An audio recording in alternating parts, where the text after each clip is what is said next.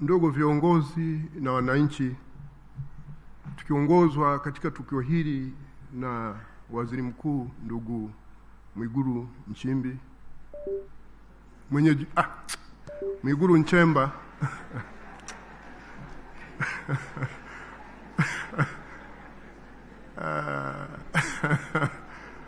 majina haya yanafanana.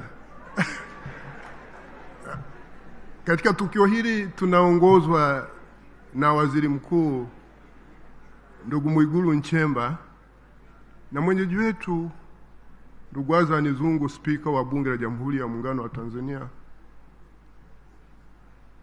mjane wa marehemu Jemina William, na viongozi wetu wa dini, paroko. Mungu awabariki sana kwa huduma hii ya leo.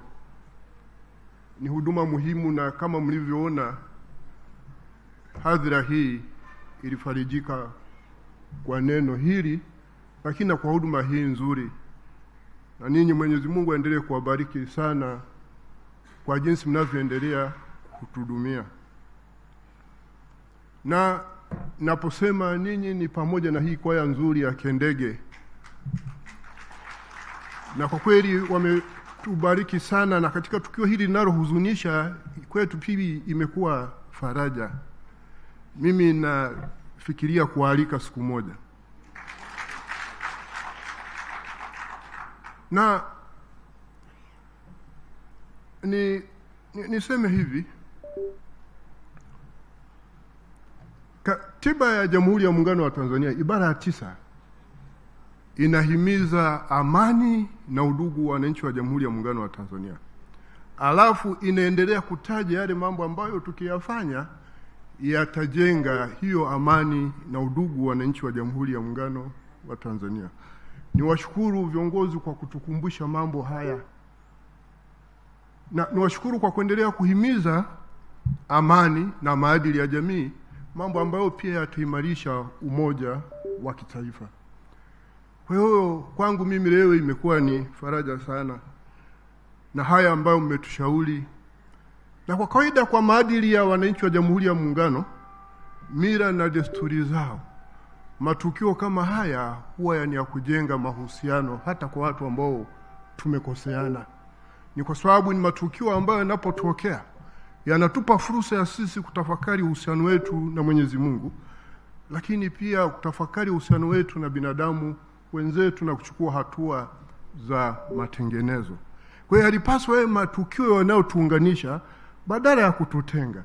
Na kimsingi tunaoshabikia mambo mengine haya ni watu ambao tunaenda kwenye nyumba za ibada. Yesu anazungumza katika Mathayo sura ya 7 mstari wa 12 kwamba kwa kadri unavyotaka utendewe wewe, watendee wengine hivyo hivyo. Hiyo ndio Torati na manabii na Zaburi. Baada ya kuyasema haya, niseme tu kama alivyosema Mheshimiwa Rosemary kwa mkoa wa Dodoma, kumbe wanafahamu kwamba nifanya kazi kwa karibu na ndugu William Lukuvi. Ninazungumza wakati ambapo wengi wamezungumza sifa zake, lakini kama nitarejea mnisamehe. Kama nitarejea yale yaliyosemwa mnisamehe. Huyu ni mtu ambaye alikuwa na uwezo mkubwa sana wa kujenga mahusiano. Na haishangazi kwamba ndio waziri pekee ambaye anaongoza kwa mawaziri kuchaguliwa kuwa chief whip.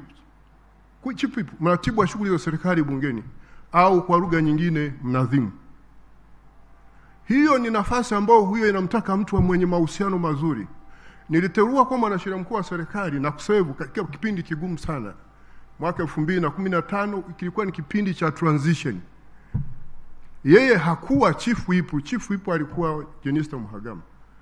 Lakini niliona jinsi ambavyo wizara yake ya ardhi ilivyokuwa inashabikiwa na watu wa pande zote mle bungeni. Na ni wizara peke yake iliyopita bila kuhojiwa, ikiungwa mkono na wabunge wa pande zote mbili, opposition na chama kilichokuwa kinatawala. Mheshimiwa Pereso huko hapa ni shahidi. Kwa hiyo unaona ni mtu aina gani? Na haishangazi sasa kwa tabia yake hiyo, rais anamteua kuwa mshauri wake binafsi wa masuala ya mahusiano ya kisiasa na kijamii. Na nafasi hii ya uteuzi, rais akikuteua kuwa mshauri wake binafsi, ni kwamba anakuamini, kwa sababu viongozi wakuu ni lazima waamini watu tu. Lakini kuna watu ambao wanaweza pia kutumia nafasi hiyo trust vibaya. Ameifanya kazi yake vizuri, rais akasema sasa nenda bungeni tena ukanisaidie kule. Hizi ndizo zilikuwa sifa za ndugu William Lukuvi. Tunapokumbuka tukio hili leo na haya ambayo tumeshashauriwa, sisi wote tunaosikiliza tuwe na sifa kama hiyo ya kujenga mahusiano kati yetu na wenyewe. Nikiwa naibu mwanasheria mkuu wa serikali, yeye aliongoza ujumbe wa ofisi ya waziri mkuu kwenda kuzungumza na serikali ya mapinduzi ya Zanzibar tulipokuwa kwenye mchakato wa kutunga ile sheria ya referendum. Niliona alivyo na mahusiano mazuri na viongozi wa serikali ya mapinduzi ya Zanzibar. Kwa hivyo ndivyo tunavyopaswa kuwa. Hili ni taifa moja la Jamhuri ya Muungano wa Tanzania. Nadhani muirejee vizuri ibara 9 ya Katiba ya Jamhuri ya Muungano wa Tanzania. Lakini moja sifa yake nyingine wamesema watangulize hapa. Huyu alikuwa anawatakia watu mema. Nilipoteuliwa mara ya pili kuwa mwanasheria mkuu wa serikali, akanifuata akaniambia, mwanasheria mkuu, ngoja nikupe siri.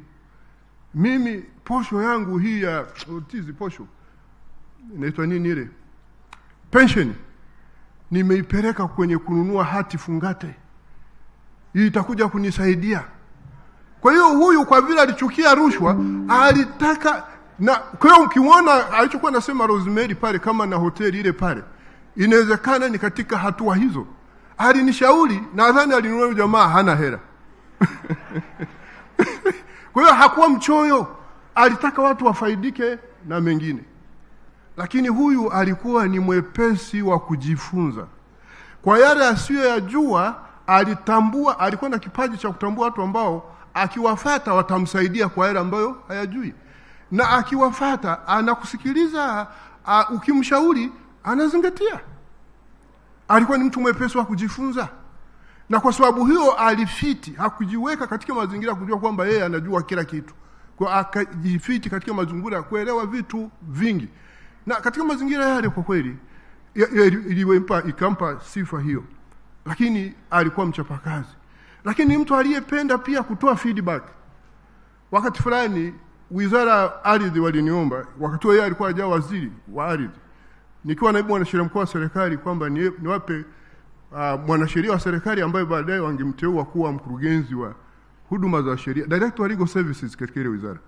Nikiwapa kijana mmoja pale ambaye akili yake ni nzuri anyway.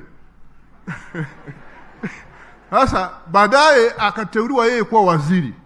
Akanifuata siku moja tukiwa bungeni hapa, akasema, mheshimiwa mwanasheria mkuu wa serikali, ninakushukuru sana, huyu kijana huyu tuletea ni mzuri mno. Na kwa kweli ni mzuri mno, na huyo kijana humu serikalini ameendelea kuisaidia serikali, na Mungu ambariki huko aliko. Huyu ndio alivyokuwa huyu ndugu William Lukuvi. Lakini zaidi ya haya, mimi nisingependa kupoteza muda wenu. Unajua, ukipewa nafasi ya kuzungumza mtu unayemfahamu, ningependa kusema mengi sana kuhusu haya, but ninaogopa nisije nikaenda mbele zaidi. Sasa ushauri wangu sasa kwa familia, mzingatie ushauri tuliopewa na viongozi wetu wa dini. Hilo la kwanza. Lakini la pili,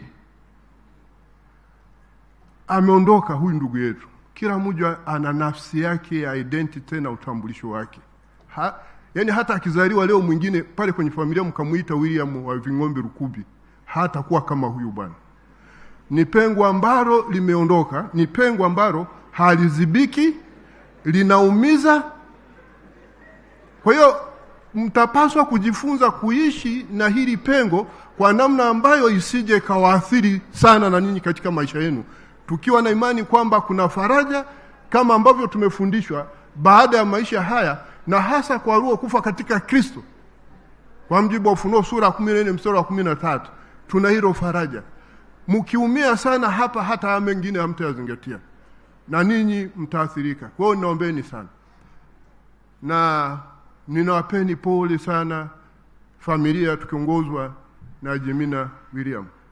Nampa pole sana Mheshimiwa Rais Samia kwa pigo hili alilolipata, na ni pigo kwake, kwa sababu moja anaondoka mwananchi wake, lakini mwananchi aliyekuwa msaidizi wake na msaidizi ambaye alikuwa na uwezo mkubwa sana. Na wapeni pole sana Mheshimiwa Waziri Mkuu, na kupeni pole sana Spika, na wapeni pole sana wabunge, na wapeni pole wananchi wote wa Jamhuri ya Muungano wa Tanzania, kwa sababu huyu alikuwa na nafasi ya kitaifa. Uamuzi wake na hatua zake zinamwasili kila mmoja kwa nafasi yake. Na wapeni pole sana kanisa lake alilokuwa na hudumu pale anapokuwa anasali, na watu wote, na wapeni pole sana jimbo lake la Isimani. Baada ya kusema hayo, Mwenyezi Mungu aendelee kutubariki sana, rehema na fadhili zake zitupungukie, na tumshukuru Mwenyezi Mungu kwa kutujalia kuendelea kuishi licha ya udhaifu na maovu yetu. Asanteni sana.